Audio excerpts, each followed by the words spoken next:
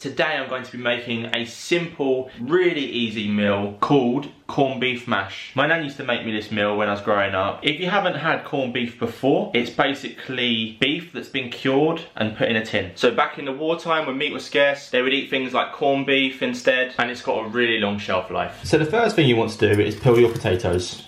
Peeling potatoes isn't the most fun job.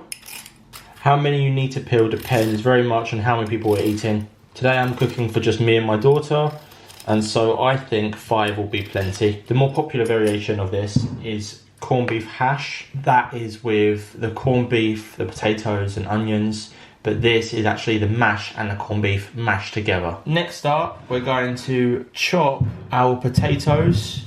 By chopping them, we're going to make them cook a lot faster, so we're just going to chop them up about the same size if we can, and that's our potatoes peeled and chopped. Put them in a sieve and run some water through. This is just to get rid of any excess mud.